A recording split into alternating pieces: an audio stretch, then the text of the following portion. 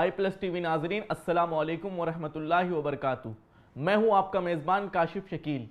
CA bulletin में आपका तहे दिल से इस्तकबाल है। इस प्रोग्राम में हम आपको देश भर में चल रहे NRC और CAA के खिलाफ प्रोटेस्ट के सिलसिले में ताज़ा तरीन अपडेट्स देंगे। हमारे मुल्क में चल रहे हालात से आप सभी बखूबी वाकिफ़ हैं। NRC और CAA को लेकर हर तरफ एहतजाज जारी है।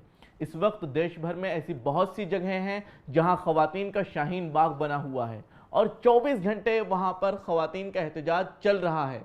हर तरफ पब्लिक में गुस्सा ही गुस्सा है। धर्म की बुनियाद पर भेदभाव के खिलाफ आज भारत का हर इंसाफ पसंद नागरिक खड़ा है।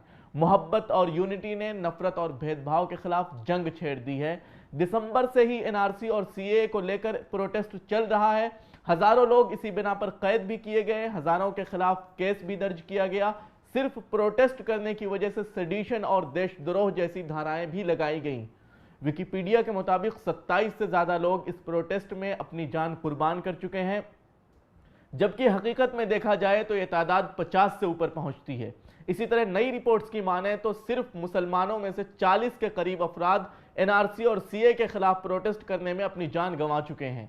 इसी तरह 8 से ज्यादा स्टेट्स ने NRC को अपने यहां लागू करने से इनकार कर दिया है। तो आइए नाजरीन, हम NRC और CAA को लेकर चल रहे प्रोटेस्ट और उनसे रिलेटेड अहम खबरों का अपडेट आपके सामने पेश करें। भीलवाड़ा राजस्थान में मशाल जुलूस निकाला गया, जिसमें तकरीबन 15,000 अफराद ने शिरकत की और NRC और CAA के खिलाफ अपना पुरजोर एहतजाज दर्ज किया। उन्होंने तानाशाही मुर्दाबाद के नारे लगाए। भीलवाड़ा राजस्थान के शाहीन बाग में जहां 24 घंटे खवातीन का एहतजाज जारी है। इस वीडियो में भीलवाड़ा राजस्थान के शाहीन बाग से एक खातून का खिताब आप बखूबी सुन सकते हैं। की बदौलत आज गरीब अमीर, महिला पुरुष, चाहे कोई जाति हो कोई धर्म हो, सबको संविधान ने एक समान का दर्जा दिया है, एक समान रखा है। इसलिए हम अपने अधिकार के लिए संविधान का सहारा लेकर के हम खड़े होते हैं, आवाज उठाते हैं, कोर्ट में बोलते हैं, केस करते हैं। आज उसी संविधान की आत्मा को मारने की कोशिश की जा रही है और वो लोग कर रहे हैं जो ये झूठा नारा दे करके आए थे, सबका साथ, सबका विकास, सबका विश्वास। ऐसे जो फरेबी लोग हैं, नागरिकता की जो जांच कर रहे हैं, जो हमसे कागज मांगने की जो योजना बना रहे हैं, जो कह रहे हैं कि अभी हम नारा भी लगा रहे थे और ये सही है कि हम नहीं दिखाएंगे कोई भी कागज। इस जमीन के ऊपर, इस धरती में जिनके पूर्वज पैदा हुए, खत्म हो गए, आज उनसे ये हिसाब मांगेंगे।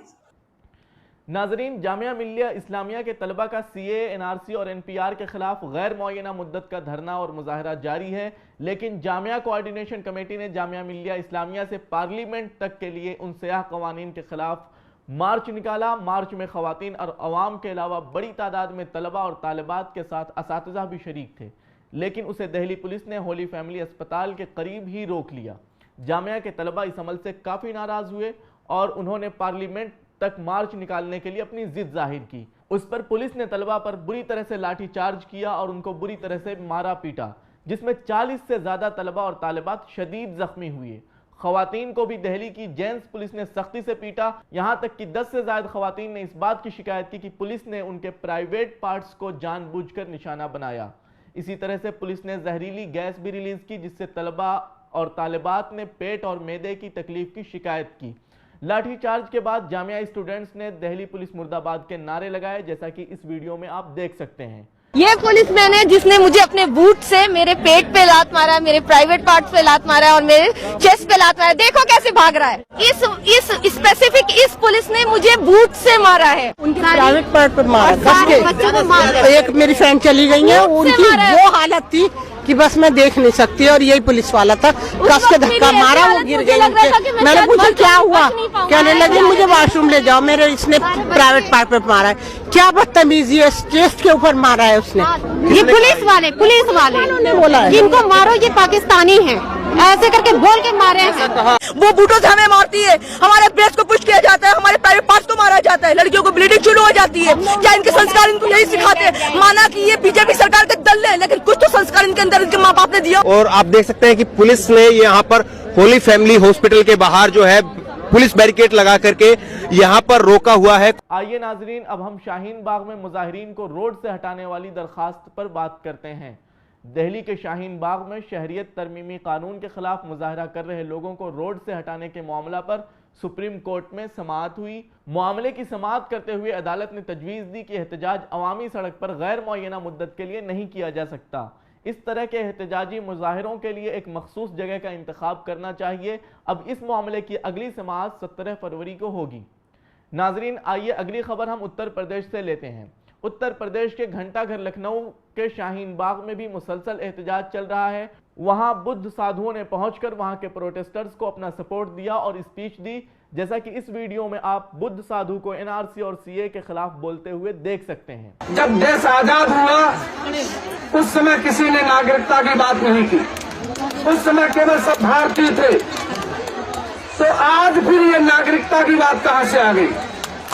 अरे जो बाहर से आने वाले लोगों की बात है, ये सरकार का काम है कि उनको खोजे, उनको बाहर निकाले, उनको नागरिकता दे या ना दे।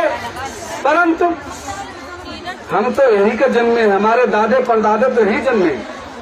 अरे पहले हमारे पास खेती नहीं थी, मकान नहीं थे, शिक्षा नहीं थी, तो हमारे पास ये पहले का आएगा कहां से?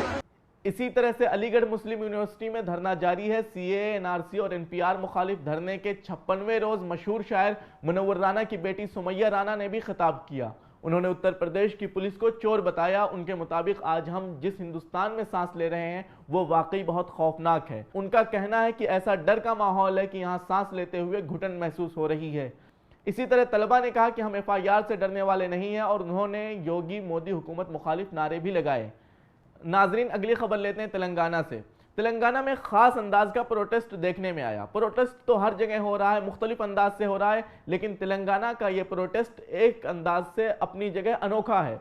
वहाँ की स्टेट गवर्नमेंट एनआरसी और सीए के खिलाफ है, मगर किसी को पुलिस की तरफ से प्रोटेस्ट करने की इजाज़त नहीं है।